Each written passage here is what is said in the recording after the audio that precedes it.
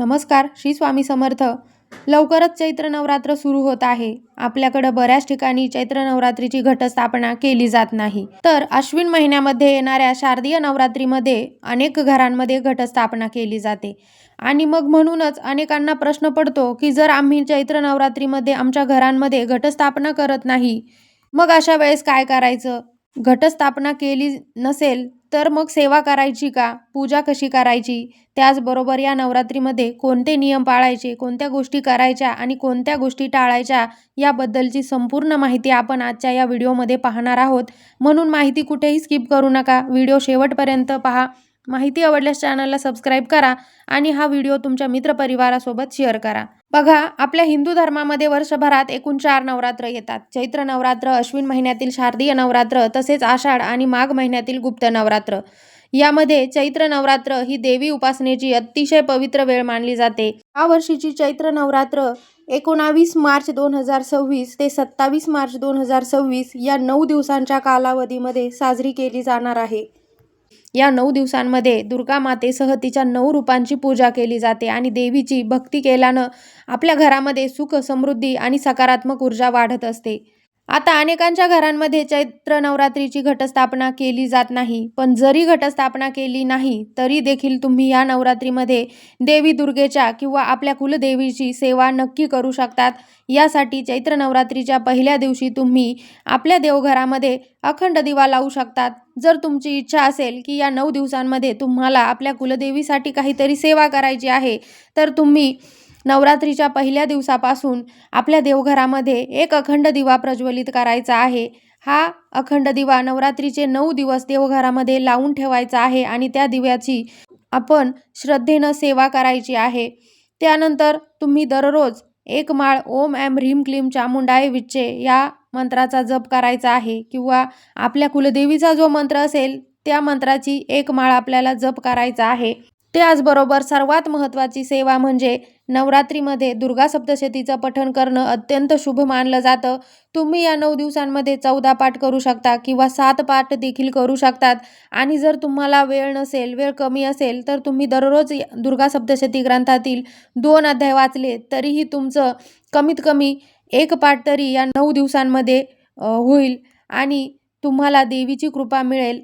यापैकी तुम्हाला जे शक्य असेल त्या सेवा करण्याचा प्रयत्न करा. नवरात्रीच्या काळामध्ये सिद्धकुंजिका स्तोत्राचं देखील पठण करणं अत्यंत महत्त्वाचं मानलं जातं. सिद्धकुंजिका स्तोत्र म्हणजे यशाची गुरुकिल्ली आहे. त्यामुळे शक्य असल्यास दररोज सिद्धकुंजिका स्तोत्राचं पठण आपल्याला करायचं आहे. अतिशय सुंदर आहे सिद्धकुंजिका स्तोत्र पठण करणं आणि म्हणूनच तुम्ही दररोज न चुकता कमीत कमी 1 वेळा आणि जर वेळ असेल तर 16 वेळा सिद्धकुंजिका स्तोत्रमचं पठण करायचं आहे. त्याचबरोबर महालक्ष्मी अष्टकमचं देखील 16 वेळा आपल्याला पठण करायचं आहे. या नवरात्रीच्या 9 दिवसांमध्ये दररोज जर आपण 16 वेळा महालक्ष्मी अष्टकमचं पठण केलं तर अतिशय चांगले आणि प्रभावी असे अनुभव तुम्हाला लवकरच येतील. इतकं प्रभावी असं महालक्ष्मी अष्टकमचं पठण आहे. या चैत्र नवरात्रीत नक्कीच तुम्ही इतर सेवा नाही केल्या तरी चालेल, परंतु 16 वेळा दररोज न चुकता महालक्ष्मी अष्टकमचं पठण करून बघा. तुम्हाला या नवरात्रीच्या 9 दिवसांमध्ये नक्कीच चांगले अनुभव येतील. त्याचबरोबर तुम्ही दररोज 16 वेळा श्री सूक्तमचं पठण देखील करू शकतात. आणि जर तुमच्या घरामध्ये कुलदेवीचा टाक असेल तर त्या टाकावर कुंकुमार्चन देखील करू शकतात. तसेच नवरात्रीच्या या 9 दिवसांमध्ये दररोज सकाळी आणि संध्याकाळी आपल्या घराच्या मुख्य दरवाजाच्या समोर शुद्ध गाईच्या तुपाचा दिवा लावायचा आहे. आपल्याला दररोज सकाळी नाही लावला तरी चालेल, परंतु संध्याकाळी न चुकता दररोज शुद्ध गाईच्या तुपाचा दिवा आपल्या घराच्या मुख्य दरवाजाजवळ आपल्याला लावायचा आहे. तसेच तुळशीजवळ सुद्धा आपल्याला दररोज दिवा लावायचा आहे. आता सर्वात महत्त्वाची गोष्ट म्हणजे या चैत्र नवरात्रीमध्ये आपण आपल्या कुळदेवीचा कुळाचार करणं अत्यंत आवश्यक आहे, महत्त्वाचं आहे. हा कुळाचार प्रामुख्याने नवमीच्या दिवशी केला जातो. बघा, जसं आपण शारदीय नवरात्रीमध्ये अष्टमीला किंवा नवमीला आपल्या कुलदेवीचा कुळाचार करतो, कुळदेवीची ओटी भरत असतो, त्याचप्रमाणे आपल्याला चैत्र नवरात्रीमध्ये न चुकता नवमीच्या दिवशी कुळाचार करायचा आहे, आपल्या कुलदेवीची ओटी भरायची आहे. मग तुम्ही घटस्थापना करत नसेल किंवा उपवास देखील करत नसेल तरी चालेल, तुम्ही कुठली सेवा केली नसेल तरी चालेल, परंतु न चुकता आपल्याला चैत्र नवरात्रीमध्ये नवमीच्या दिवशी आपल्या कुलदेवीचा कुळाचार हा करायचाच आहे. कुलदेवीची ओटी ही भरायचीच आहे. ही गोष्ट सर्वांना करायचीच आहे. तर कुळाचार करणं म्हणजे काय, तर आपल्या कुलदेवीची ओटी भरणं म्हणजेच आपल्या कुलदेवीला हळद, कुंकू, फुले, नारळ, फळ किंवा आपल्या श्रद्धेनुसार वस्तू अर्पण करून तिची ओटी भरायची आहे आणि आपल्या कुलदेवीचा आशीर्वाद घ्यायचा आहे. हा कुळाचार करणं अत्यंत शुभ मानलं जातं. यानं आपल्या कुलदेवीचा आपल्यावर सदैव आशीर्वाद राहतो. आपल्या घरामध्ये कुलदेवीचा वास राहतो. तसेच कुटुंबातील सर्व सदस्यांचं रक्षण करण्याचं काम, कुळाचं रक्षण करण्याचं काम कुलदेवी करत असते आणि म्हणून या चैत्र नवरात्रीमध्ये नवमीच्या दिवशी आपल्याला न चुकता आपल्या कुलदेवीचा कुळाचार करायचा आहे, ओटी भरायची आहे. आता बघा, नवरात्रीमध्ये फक्त केवळ पूजा करायची किंवा सेवा करायची याला महत्त्व नसतं, तर आपलं आचरण देखील आपल्याला सात्विक ठेवणं अत्यंत महत्त्वाचं आहे. या 9 दिवसांमध्ये आपल्याला मांसाहार करणं टाळायचं आहे आणि आपल्या घरामध्ये देखील मांसाहार आणायचा नाही. जरी तुमच्या घरामध्ये घटस्थापना केली जात नसेल तरीही तुम्हाला या चैत्र नवरात्रीच्या 9 दिवसांमध्ये मांसाहार करायचा नाही किंवा आपल्या घरामध्ये मांसाहार आणायचा नाही.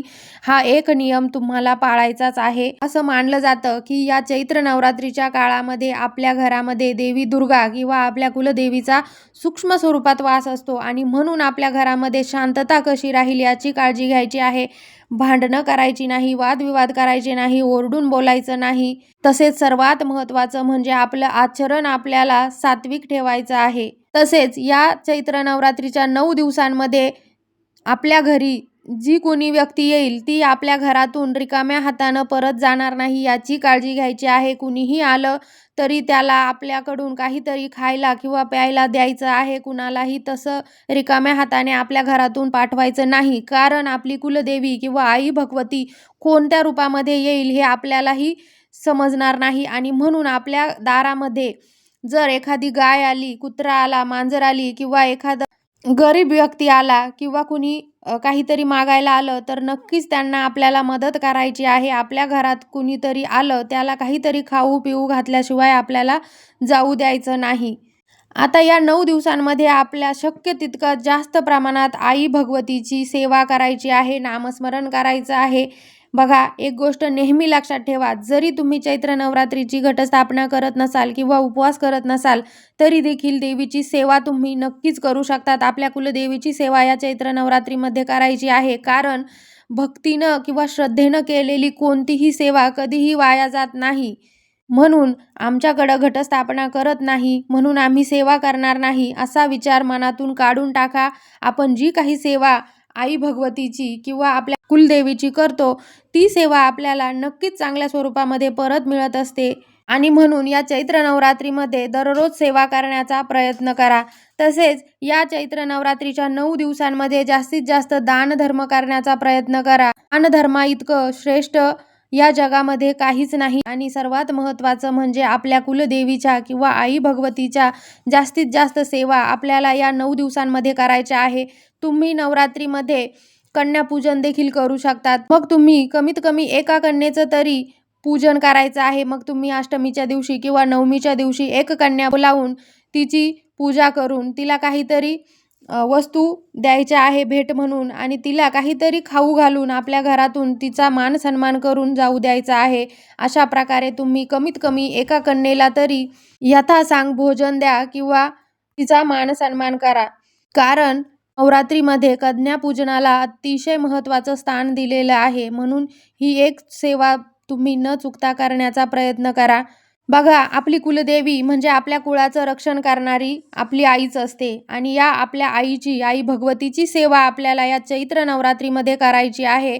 इतर वेळेस आपल्याकडून आपल्या कुलदेवीची कोणतीही सेवा होत नाही. फक्त आपण शारदीय नवरात्रीमध्ये सेवा करतो आणि बस झालं असं असतं. परंतु बघा, आपण आपल्या कुलदेवीची जितकी जास्त सेवा करतो तितकंच जास्त आपल्या कुळाचं रक्षण आपली कुलदेवी करत असते. आपल्या कुटुंबातील सर्व सदस्यांचं रक्षण करते. तसेच आपल्या घरामध्ये सुख समृद्धी आणण्याचं काम देखील आपली कुलदेवीच करत असते. आणि म्हणून या चैत्र नवरात्रीमध्ये न चुकता तुम्हाला ज्या सेवा करता येतील त्या सेवा करायच्या आहे आणि जे काही नियम आहे त्या नियमांचं पालन करायचं आहे. या ज्या काही छोट्या छोट्या गोष्टी आहे त्यांचं पालन करायचं आहे. कारण आपण जेव्हा कोणतीही गोष्ट श्रद्धेने आणि नियमांचं काटेकोरपणे पालन करून करतो, तेव्हा आपण केलेली अगदी छोटीशी सेवा सुद्धा पूर्णत्वास जात असते, आई भगवतीपर्यंत पोहोचत असते. आणि म्हणून या चैत्र नवरात्रीच्या 9 दिवसांमध्ये तुम्हाला यापैकी ज्या सेवा करता येतील त्या सेवा करण्याचा नक्कीच प्रयत्न करा आणि आपल्या कुलदेवीचा किंवा आई भगवतीचा आशीर्वाद नक्कीच प्राप्त करून घ्या. माहिती आवडली असेल तर चॅनलला सबस्क्राईब करा, व्हिडिओला लाईक करा आणि व्हिडिओ तुमच्या मित्रपरिवारासोबत शेअर करा. पुन्हा भेटू नवीन माहितीसोबत. तोपर्यंत धन्यवाद. श्री स्वामी समर्थ.